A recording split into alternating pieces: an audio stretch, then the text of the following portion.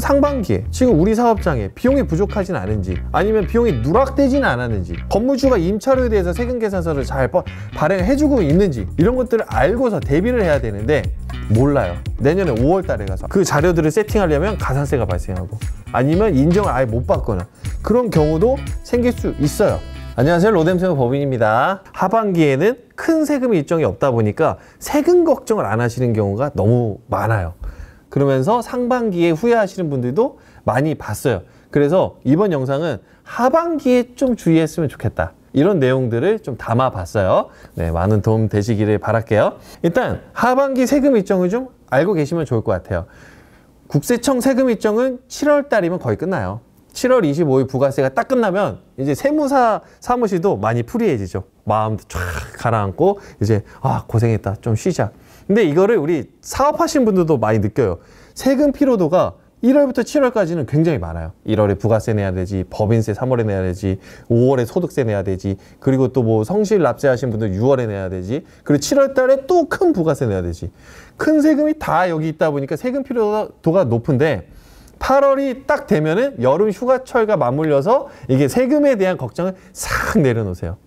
하지만 여기에도 중요 포인트들이 있다는 거, 하반기에. 일단 8월 달은 이제 법인세 3월 달에 낸 거에 대해서 중간연납이라고 해서 8월 달에 중간연납 내게 되어 있고요. 그리고 뭐 소소하지만 사업장에 지방세, 주민세라는 게 나오게 됩니다. 이거를 꼭 내주셔야 되고요. 9월은 사실 세금 일정은 없어요. 사실 좀 한가해요, 사실. 네.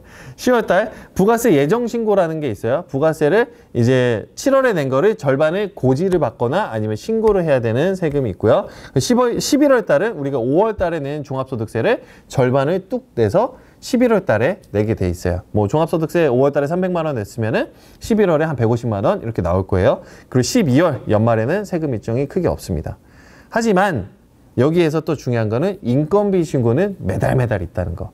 우리가 직원을 고용했거나 아니면 뭐 우리가 프리랜서를 고용을 했거나 이런 상황이라면 인건비 신고는 매달 해야 돼요. 원천세 신고해야 되고 지급명세서 제출을 해줘야 돼요. 이 영상을 보고 계신 분들이 이제 막 창업을 하신 분들이라면 인건비 신고를 꼭 하셔야 된다는 거. 그거를 내년에 가서 한다거나 뭐 몰아놨다 나중에 한다거나 이러면 나중에 페널티가 좀 있을 수 있어요. 그래서 하반기에도 인건비가 지출이 됐다면 매달 이거는 중요한 신고예요. 꼭 간과하시면 안 됩니다. 인건비가 지출이 돼서 인건비 신고를 해야 되는 상황이 됐다면 이거는 꼭 세무기장을 하시기를 바랄게요. 세무기장을 내년 1월 달 가서 해야지, 부가세가 있다고 하니까 이건 사실 맞지 않아요. 그때 가면 인건비 신고 기간을 이미 다 놓친 거예요. 가산세도 발생할 수 있고, 특히나 4대 보험 같은 거 늦게 신고했다는 페널티가 또 크게 있을 수도 있어요. 인건비 신고를 해야 된다, 그러면 꼭 세무기장도 염두를 해 주시기를 바라겠습니다. 자, 세금 일정은 알았어요. 그러면 내년 세금 신고를 위해서 꼭 중요하게 준비를 해야 되는 내용들이 있어요. 내년에 또 돌아옵니다. 1월 달에 또 부가세 내야 되고 법인세 내야 되고 막. 근데 지금 준비를 해야 돼요. 지금 준비를 하지 않으면 내년에 가서 고민을 하시고, 그리고 후회를 하세요. 자, 일단은 첫 번째로 제가 되게 중요하게 생각하는 건 가결상 꼭 하자. 지금 우리 상반기에 우리 사업장 이익이 얼마나 벌어졌는지를 꼭 알아야 돼요. 이거 그냥 무시하고 가는 경우도 많아요. 내가 세무기장을 맡겼음에도 불구하고 이거를 안 해주는 세무사 사무실, 세무법인도 많아요. 하지만 저희 로뎀 세무법인은 이걸 되게 중요하게 생각해요. 이거를 알아서 상반기 거를 알았어요. 그럼 곱하기 2 하면은 1년치가 돼서 내년 종합소득세를 납부하게 되거든요. 상반기에 지금 우리 사업장에 비용이 부족하진 않은지, 아니면 비용이 누락되지는 않았는지, 적격증빙이 다 빠지지는 않았는지, 건물주가 임차료에 대해서 세금 계산서를 잘 발행해주고 있는지, 이런 것들을 알고서 대비를 해야 되는데 몰라요. 그래서 내년에 가서, 내년에 5월 달에 가서, 아니면 내년 상반기에 가서 이것들을 측정을 하잖아요. 이미 다 놓친 거예요. 그 자료들을 세팅하려면 가산세가 발생하고, 아니면 인정을 아예 못 받거나, 그런 경우도 생길 수 있어요. 그래서 이제 상반기는 다 끝났죠. 지금 8월 달, 9월 달 이렇게 넘어오면서 상반기 건 일단 체크를 하자. 그리고 3분기 것도 할 수 있어요. 이제 7, 8, 9가 지났잖아요. 10월에 이제 예정 부가세가 나온다 그랬잖아요. 예정 부가세 신고를 하면서, 아니면 매출을 확정을 하면서 11월 달에는 3분기 것까지도 할 수 있어요. 저희 세무법인은 그거를 꼭 해드려요. 비용이 부족해서 나중에 세금 왕폭탄 나오면 안 되니까, 누락돼서. 그런 것들을 꼭 체크를 하시는 게 중요하고요. 그리고 이거 가결산하면서 되게 중요한 작업 중에 하나가 인건비 신고 누락되는 사업자들이 되게 많다는 거예요. 요즘은 뭐 음식점으로 예시를 좀 들어볼까요? 요즘 주방 이모분들이 신용불량자거나 아니면 외국인 노동자인데 체류 자격이 안 되거나 그런 분들이 되게 많아요. 그러면 자연스럽게 인건비 신고가 누락이 되거든요. 이런 것들에 대한 보완 장치는 없는지 그런 것들을 고민을 지금 되게 많이 해야 돼요. 이 하반기. 지금 하지 않으면 내년에 가서 못할 수도 있다.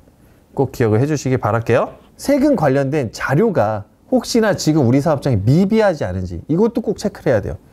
제일 중요한 게 사업용 계좌 미등록되어 있는지.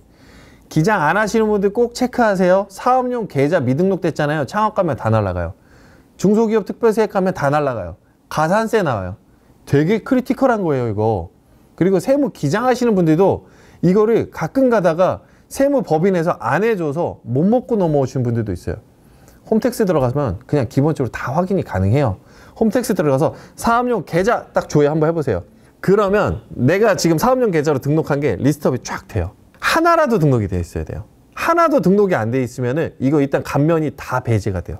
그리고 내가 새로 발급된 사업용 계좌나 이런 게 누락이 돼 있으면 빨리빨리 등록하세요. 이걸 하반기에 등록해 두시는 행위 너무 중요하다. 내년으로 넘어가면 끝나요. 가면 다 날아가요. 그리고 사업용 카드도 미등록된 거 있으면 빨리빨리 하자. 사업용 카드는 원래 발급했으면 그 달에 해야 돼요. 그 달 말일까지. 근데 이거를 그냥 안 해요. 그리고 쭉 가요. 내년 1월 달에 부가세 신고해야 되는데 부가세 신고할 때 이 사업용 카드에 대한 매입 내역이 너무 중요하거든요. 요즘은 사업자분들이 사업용 카드를 되게 많이 써요. 근데 이 사업용 카드를 미등록했으면 자연스럽게 누락이 되거나 아니면은 그거를 엑셀로 따로 업로드를 해야 되는데 그러면서 사업용 카드 인정 범위가 줄어들 수도 있어요. 국세청에 잘 등록하는 행위 너무 중요하다. 그리고 세금 관련 자료로 저는 경조사비 내역도 좀 미리미리 잘 세팅해 놓으셨으면 좋겠어요. 이거 꼭 내년 5월 가가지고 이거를 경조사비 그 사업용으로 지출된 거 있으면 달라고 저희가 말씀드리는데 그때 가서 막 부랴부랴 해요. 종이는 다 분실했고 모바일로 온 거는 다 기한이 지나버려서 조회도 안 되고 막 그래요. 그러니까 딱 왔어요. 청첩장 왔어요. 모바일로. 아니면 부고문자 왔어요. 캡처. 바로바로 해두는 습관 너무 중요하다. 저는 바로바로 해놔요. 그리고 따로 핸드폰에 그 폴더 만들어놔서 거기에다 따로 저장을 해놔요.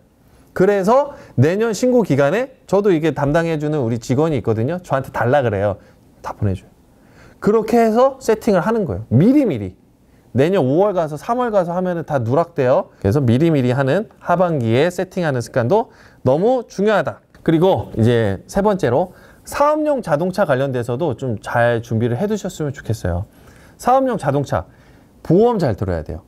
개인 사업자인데 복식장부 이상자로 차량을 2대 이상 운영하시는 분들은 업무용 승용차 보험이 필수죠. 임직원 전용 보험이. 차량 2대예요. 복식장부 개인 사업자인데 하나까지는 괜찮죠. 근데 이 2대까지는 임직원 전용 보험을 들어야 비용 처리가 가능하죠. 근데 안 해놓는 경우 많아요. 임직원 전용 보험은 그냥 이 보험 특약을 임직원으로 한정하는 거예요. 본인 한정, 뭐 배우자 한정, 모두 운전자 이게 아닌 거예요. 임직원 전용 보험을 들어야 돼요. 그리고 법인 사업자라면 무조건 임직원 전용 보험 들어야 되죠. 차량이 한 대만 있어도 이거 꼭 기억하셔요. 법인은 뭐 사실 잘 들어요. 이거를 그 보험사에서도 잘 알려주고. 근데 개인은 보험사가 알 수 있을까요? 이 사람이 복식장부 대상자인지 개인 사업자인지 어떻게 알아요? 그리고 차량이 2대인지 어떻게 알아요? 본인이 알아야 돼요. 내가 복식장부 대상자가 될 것 같은데 차량이 2대 이상이다? 그러면 꼭 임직원 전용 보험을 들어야 된다는 거. 그리고 고가의 승용차는 운행일지도 평소에 잘 쓰셔야 되죠? 네, 제가 운행일지를 꼭 쓰시라고 하는 범주가 보통 차값이 한 7천만 원 이상이 넘어가면은 운행일지 안 쓰면은 비용이 많이 날아가요. 특히나 법인 같은 경우에는 대표자한테 기속이 돼버리죠. 그래서 업무용 승용차 운행일지도 평상시에 잘 쓰는 습관 중요하다라는 것도 기억을 해주시면 좋습니다. 마지막으로 제가 하반기뿐만 아니에요. 평소에 이거를 꼭 권장을 많이 드리는데 부가세 저축하기. 부가세 전제 조건을 제가 하나 읽어드려 볼까요? 이건 사전적 정의예요. 부가가치세는 소비자에게 미리 받은 세금이다. 이게 부가가치세의 전제 조건이에요. 부가가치세는 내가 물건을 팔거나 용역을 제공했으면 이 물건을 산 사람, 용역을 제공받은 사람이 나한테 주는 미리 주는 세금이에요. 내가 내는 세금이 아니에요. 소비자가 물건을 산 사람이 낸 세금을 받아놨다가 나라에 내는 거예요. 그래서 이거는 부가세를 저는 이렇게 생각해요. 막 폭발적으로 줄여주는 세무법인. 아, 여기 원래 부가세 500만 원 나왔는데 저희한테 오세요. 200만 원 내게 해드릴게요. 뭐 100만 원 내게 해드릴게요. 이런 세무법이 있어요. 가짜예요. 사기예요. 부가가치세는 거기에 세법에서 정해놨어요. 적격증빙으로만 매입세액 공제해 줄 거야. 세금 계산서, 신용카드, 현금 영수증 이거 아니면 부가세 못 줄여. 근데 요즘에 진짜 이상한 데들 있어요. 갑자기 내가 쓰지도 않은 신용카드 2천만 원을 빡 쳐요. 신용카드 영수증 2천만 원 빡! 그래놓고 부가세 200만 원 줄여요. 이런 위험한 데도 있어요. 이런 데들은 이용하시면 안 돼요. 되게 위험한 곳들이 책임지지 않는 뭐 사무장들이 운영하거나 아니면 라이센스 없는 곳들이 이용하면서 그렇게 해주는 경우도 있어요. 이런 데는 위험하다. 그럼 왕도는 뭐냐? 부가세는 사실 저축을 좀 잘 해두셔야 돼요. 저 세무사예요.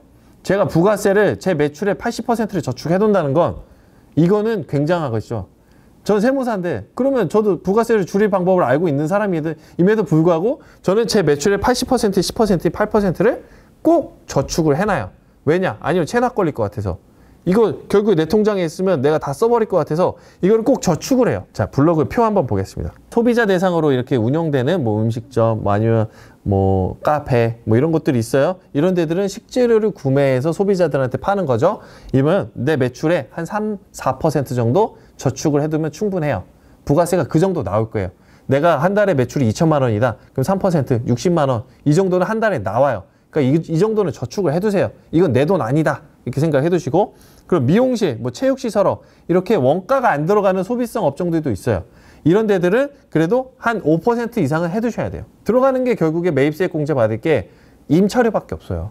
물건, 소모품 사는 것밖에 없어요. 이런 데들은 부가세가 많이 나와요. 그래서 내 매출액의 한 5, 6%는 해두시는 게 좋다. 자, 근데 소비 서비스업이에요. 임차료도 안 들어가요. 그냥 내 집에서 하거나 아니면 뭐 이렇게 공유 오피스에서 이용해서 하는 분들, 이런 분들은 한 8%는 해야 돼요. 그렇지 않으면은 부가세가 체납 걸리기가 딱 좋은 세금이에요. 목돈 나와요. 특히나. 그럼 뭐 내가 매출이 연에 1억이에요. 그러면 부가세는 무조건 한 800만 원 정도 나온다 이렇게 생각을 해야 돼요. 저 같은 경우에는. 저축을 해두는 습관 너무 중요하고, 안 해놨다가 체납이 걸리면은 국세청에서도 저 같은 마인드이기 때문에 소비자의 세금을 미리 받아서 내는 세금에 불과한데 왜 안 내? 그러면서 빠르게 체납으로 넘어가는 경우가 많아요. 그리고 압류 거는 경우도 생각보다 많아요. 나중에 부가세 저축 말고 뭐 절세할 수 있는 영상도 제가 나중에 또 추가로 찍어 볼게요. 하지만 여기에서 하반기에 제가 꼭 드리고 싶었던 말씀은 저축 미리미리 하자. 그 누구는 뭐 저기 그 김 사장은 부가세 나보다 훨씬 조금 낸다던데 저기 뭐 누구한테 맡겼다는데 세금을 100만 원밖에 안 냈대. 부러워하지 마세요. 그건 그분의 사정이 있는 거고, 되게 위험하게 세금 신고를 하고 있을 수도 있고, 아니면은 원가가 너무 높거나 막 그럴 수도 있는 거예요. 너무 부러워하지 마시고 평소에 잘 저축하는 습관을 좀 가져주시기를 바라겠습니다. 네, 궁금한 거 있으면 또 상담 요청해 주시고요. 하반기에 좀 잘 준비해서 내년 메인 신고 때 절세에서 돈 버시는 우리 구독자분들 되시기를 바랄게요. 감사합니다.